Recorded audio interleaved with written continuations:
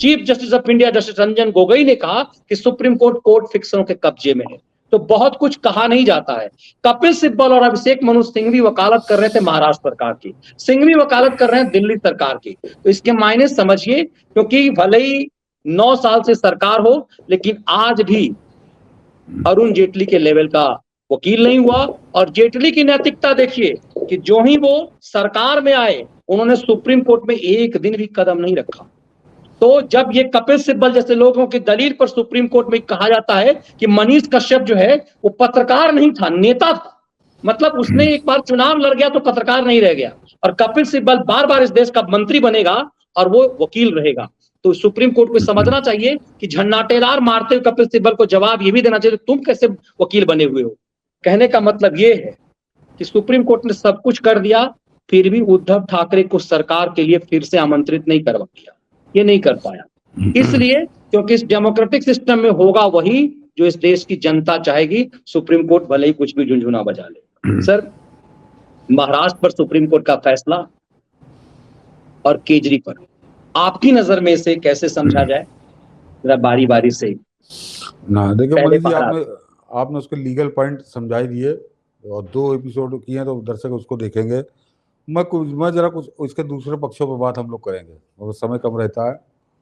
कि supreme court ने आज एक जब ये फैसला दिया तो उसने वापस भेजा है स्पीकर के पास वो विधायकों की सदस्यता को लेकर, और कहा है कि इसको तय सीमा में इसका वो निर्णय करें। तय सीमा में क्या है? तय सीमा सुप्रीम, ये दूसरे को ज्ञान देने से पहले एक तय सीमा अपनी भी तो बताएं कि वो जो किसान आंदोलन की कमेटी की जो रिपोर्ट पिछले साल मार्च से पड़ी हुई है, पिछले साल क्यों, और हाँ उससे पहले से पड़ी हुई है, उसको उजागर करने की तय सीमा क्या है, उस पर फैसला सुनाने की तय सीमा क्या है।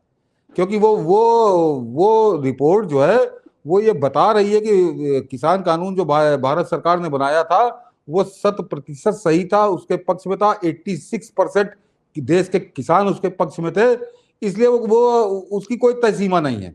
उसको उजागर नहीं करोगे, उस पर कोई निर्णय नहीं सुनाओगे। वो उस पर किसान नाम के जो किसान की नकाब पहन के जो गुंडाई कर रहे हैं उनको, ताकि खुली छूट मिलती रहे, जनता में वो भ्रम फैलाते रहे। तो मनीष जी, वो शिवसेना के 16 विधायक रहेंगे या नहीं रहेंगे, ये ज्यादा महत्वपूर्ण है, या इस देश के करोड़ों लोग, खासकर दिल्ली में जो 2-2.5 करोड़ लोग रहते हैं, या पूरे देश में 135 करोड़ लोग, जिनको बरगलाने के लिए दंगा किया गया, मर्डर हुआ, बलात्कार हुआ उस धरने के नाम पे, वो धरना, वो गुंडई वो सही थी या गलत थी, ये वो रिपोर्ट कल ही खोलती है। तो उस रिपोर्ट को कब उजागर करोगे? उसको क्यों नहीं उजागर करोगे? उसकी तय सीमा कौन सी है? क्या 30-40 साल बाद की तय सीमा है? जब ये सरकार खत्म हो जाए, सब बवाल खत्म हो जाए, तब तक नहीं होगी। जब आपने कमेटी बनाई, आपकी बनाई हुई कमेटी, आपको उसने रिपोर्ट सौंप दी, और उसको आज करीब समझिए 2 साल हो रहे हैं, क्यों नहीं? तो उसकी कोई तय सीमा नहीं। लेकिन शिवसेना के विधायक, ताकि कांग्रेस सरकार को कुछ, मोदी सरकार को गरियाने का मौका मिल जाए, वो इतना महत्वपूर्ण है कि विधानसभा अध्यक्ष तत्काल तय सीमा के अंदर उसका फैसला करे। तो वो जो आज का फैसला था उसका जरा पहला पक्ष तो आप ये जान लीजिए। दूसरा मनीष जी, लोकतंत्र की दुहाई, कि संविधान की दुहाई, क्या नियम कानून है उसकी दुहाई। अरे तो वो जो संसद से एनजेएसी बिल पास किया था सर्वसम्मति से, एक भी सदस्य ने, चाहे लोकसभा का हो चाहे राज्यसभा का हो, उसने विरोध नहीं किया था। मेरे ख्याल से भारत के इतिहास में अकेला ऐसा कानून था जो दोनों सदनों में सर्वसम्मति से पास हुआ। उस कानून को क्यों मानने से मना कर दिया? वो कौन सा बड़ा संविधान का सम्मान था? वो संविधान के कौन से धारा के तहत आ गया? संसद को ताला लगा देना चाहिए, या कानून, मतलब संसद जो कानून बनाती है, राहुल गांधी ने जैसा प्रेस क्लब में फाड़ के फेंक दिया था, उस तरह से फाड़ के फेंक देना चाहिए। मतलब संसद में पास हो और वो कानून है, फिर राहुल गांधी की तरह उसको फाड़ के फेंक दे, कोई असर नहीं पड़ना है। जो मैंने कहा शायद ही कुछ ही मौके हो, या मेरे ख्याल से ऐसा कोई मौका नहीं है कि वो जो एनजेएसी का कानून बना उसको करिए नहीं हम नहीं मानेंगे। तो कौन से संविधान और कानून की दुहाई आप दे रहे हो? सरकार को क्या ज्ञान दे? मतलब इस ये संसद भवन है, इस पर बुलडोजर चला के इन सबको अपने अपने घर भेज दिया जाए। संसद और सांसद है और जो प्रधानमंत्री है, जो मंत्री है सरकार के, क्या काम है इनका? सारा फैसला वहीं से हो जाएगा कि क्या गलत है क्या सही है, एक अपने मन में लिखो, उसके बाद वहां चले जाओ। कि भैया बता दो क्या करना है। गवर्नर क्या करेगा ये उनसे पूछ के करे, विधानसभा अध्यक्ष क्या करेगा ये उनसे पूछ के करे, देश का प्रधानमंत्री क्या करेगा ये उनसे पूछ के करे। तो जब सब कुछ पूछ ही करना है तो चुनाव इस देश में प्रधानमंत्री या सांसद का नहीं होना चाहिए। चुनाव इस देश में होना चाहिए कि चीफ जस्टिस कौन बनेगा इस पर चुनाव होना चाहिए, हर जगह बाकायदे वोटिंग होनी चाहिए। तो हाई कोर्ट का चीफ जस्टिस कौन बनेगा इस पर वोटिंग होनी चाहिए। ये अन्यथा इनका ये लोकतंत्र और इसकी दुहाई देने कोई मतलब नहीं है। ये जनता के प्रतिनिधि हैं और जनता के प्रतिनिधि कानून बनाएंगे। काहे कानून बनाएंगे? एक कृषि कानून उसके लेके बैठे हुए हैं, एक जो बिल्कुल पारित हुआ उसको आपने साफ साफ मना कर दिया। तो ये सब ढोंग पाखंड का है। ये जनता का करोड़ों, मतलब मनीष जी हजारों करोड़ रुपए खर्च होते हैं, उसके बाद लाखों रुपए रोज संसद के चलने पे खर्च होता है। ये काहे के लिए होता है? इसलिए होता है कि यहाँ कानून बनाओ और उसके बाद वहां सुप्रीम कोर्ट कह देगा कि नहीं हम इसको नहीं मानेंगे, तो फिर काम खत्म। इससे पहले ये होता कि पहले इनसे सलाह लो, इनका आदेश लो। तो ये जो आज का फैसला है, पहले तो इसका एक पक्ष तो ये है। बाकी मनीष जी ने भी उसके लीगल करी मैंने कहा बार उसको देखिएगा आप लोग। दूसरे मनीष जी जो खैराती जागे हैं और वो शिवसेना वाले आ गए, कांग्रेस वाले आ गए कि ये लोकतंत्र की हत्या हुई थी और ये बड़ी नैतिकता और सिद्धांत की बातें बड़ी कि लोकतांत्रिक मर्यादा क्या होती है, शुचिता क्या होती है। तो ये बताएं कि 2019 में जब जनादेश का विश्वास, जनादेश के साथ विश्वासघात किया था, जनादेश की पीठ में छुरा मारा था, जनादेश की सरेआम सड़क पर हत्या की थी, वो कौन सा मर्यादा लोकतंत्र की नैतिकता थी, सिद्धांत था? मनीष जी अपने से ज्यादा बड़ी फोटो मोदी की लगा के मोदी के नाम पे वोट मांग के सरकार चुनाव जीत कर आए थे और कुर्सी के लालच में कूद के उधर चले गए। तो वो बड़ा वो बड़ी सिद्धांतवादिता थी, बड़ी नैतिकता थी इनकी। जो आज ज्ञान दे रहे हैं कांग्रेसी की, वो तोड़ के ले गए थे कुर्सी के लालच में, जाके उद्धव वहां कूद के बैठ गया था।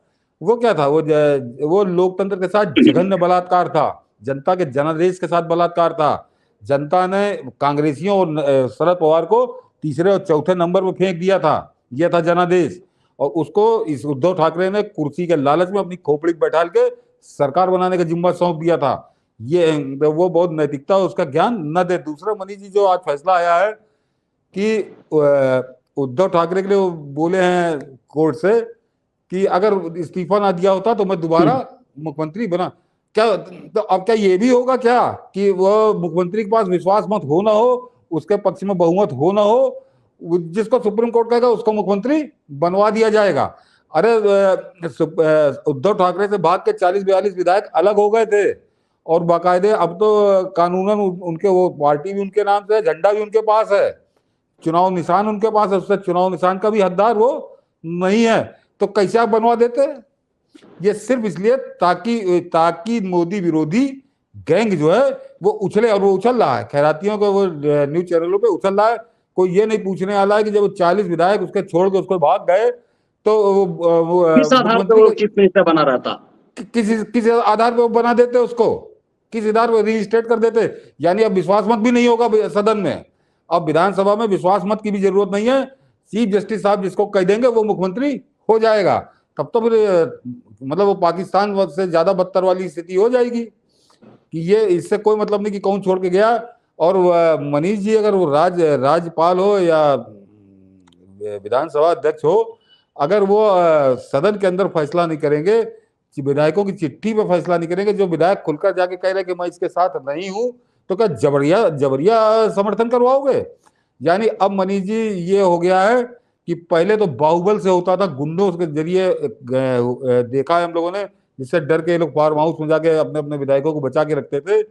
अब कोर्ट के जरिए होगा कि वो, इससे कोई मतलब नहीं कि हमारे पास बहुमत है कि नहीं, बहुमत दिलाने का ठेका कोर्ट लिया करेंगे कि तुम्हारे पास बहुमत नहीं कोई बात नहीं, लेकिन जाओ मुख्यमंत्री हो जाओ, हमने तुमको आदेश कर दिया। तो इनका ये इनके पास कैसे मालूम कि उद्धव ठाकरे के पास बहुमत था? मतलब कल को तो कोई यदि बहुमत ना भी रहे तब भी चीफ मिनिस्टर कुर्सी पर बैठा रहेगा, हम छोड़ेंगे नहीं, हम बहुमत नहीं, हम बहुमत खो गए तब भी हम बने रहेंगे हम। नहीं मनीष जी इसका लब्बो लावा समझ लीजिए कि ये सारी डायलॉगबाजी, इस सारी डायलॉगबाजी का दर्शक जान लें। ये सारी डायलॉगबाजी जितनी हुई है, अभी हम लोग तो कम का जिक्र कर रहे हैं, ज्यादा आप पढ़ेंगे, उसका केवल एक ही उद्देश्य था कि जरा मोदी के खिलाफ, मोदी सरकार के खिलाफ गोला बारूद इन टूल किटिया गैंग को दे दिया जाए। ये जो विरोधी हैं इनको रोने गाने नाचने का मौका एक दे दिया जाए, वो शुरू हो गए।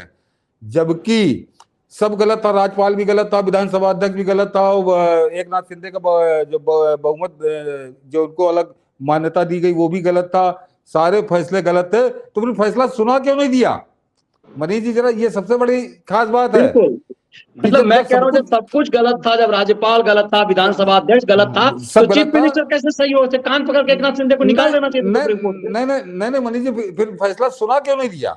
फिर वो सात सात सात वाली पीठ के बेंच के पास काहे भेज दिया? इसका जवाब देश को मिलना चाहिए कि जब आपने सब कुछ बता दिया कि सब गलत था, तो फिर ये दूसरे को फैसला सुनाने के लिए दूसरा क्यों भेज दिया? और जबकि मनीष जी दिल्ली हाई कोर्ट ने सही ठहराया, बॉम्बे हाई कोर्ट ने सही ठहराया, अशोक भूषण वाली बेंच थी उसने नहीं, वो तो दिल्ली का मामला था, तो वो भी मामला इसे मनीष जी केजरीवाल वाला भी। तो ये आप अगर इस बम्बई महाराष्ट्र वाले मामले में अगर सब कुछ गलत था तो आज फैसला सुना देते, फैसला नहीं सुनाया। तो जरा ये बड़ा की पॉइंट है कि वो डायलॉग दिए गए हैं, वो डायलॉग सिर्फ इसलिए दिए गए ताकि ये खैराती 4-5-10 दिन हुड़दंग करते इन रहे सब की न्यूज दुकान चैनल। चलता रहे, टुलकिटिया गैंग की दुकान बस चलता रहे। टूल किटिया गैंग की दुकान चलती रहे और एक मुद्दा बना रहे कि देखो सुप्रीम कोर्ट ने ऐसा कहा था, बिल्कुल वैसे ही मनीष जी जैसे नूपुर शर्मा के लिए बयानबाजी कर दी गई थी।